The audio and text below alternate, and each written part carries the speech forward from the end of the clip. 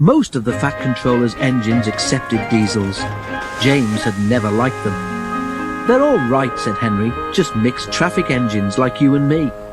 "Mixed up engines, you mean?" James grunted. "With windows at each end, how can they know if they're coming or going?" "Toby has 2 cabs," remarked Duck, "and he gets on all right." "Toby's just a little engine," scoffed James. "If an important engine like me didn't know which way to turn, what would the railway come to?"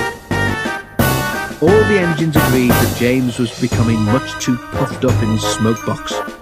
"Making out his royalty or something," rumbled Henry. "It's disgusting."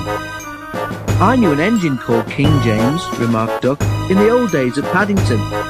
King James the First he was, but he didn't swank about like that." "Och, dinna be telling James that," pleaded Donald.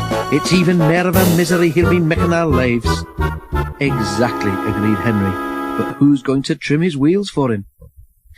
The engines tried all sorts of ideas, but nothing worked. James grew so conceited that the others were glad when he was away. Even the coaches twittered anxiously to each other if they thought he was to pull them. One day, James came to the shed, fuming with rage. "Shunting," he snorted. "Where are Donald and Douglas? They should be here for jobs like that." But the twins were helping on Edward's branch line, so James had to do the work himself. James's train had long trucks called well wagons.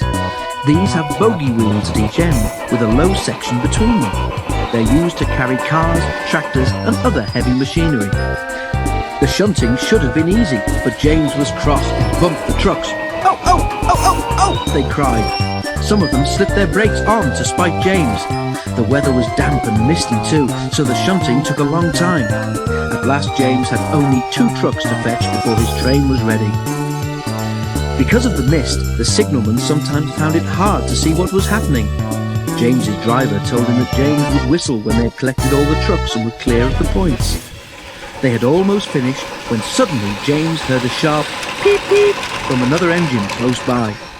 The signalman heard it too and thought it was James saying he was ready. He pulled the lever, setting the points for the main line.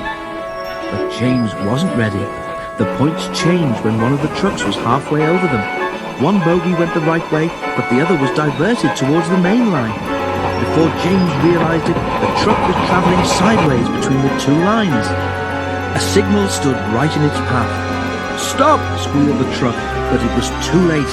The signal toppled to the ground with a crash, just missing James. "That's torn it," said James's driver. "The Fat Controller won't like that." He didn't. He spoke severely about it, because the signal was important and its loss was inconvenient. James knew that the accident was not his fault, but he was unusually quiet in the shed that evening. The others were relieved. "I suppose it must be difficult to know which way to go when you've got 2 cabs," whispered a voice.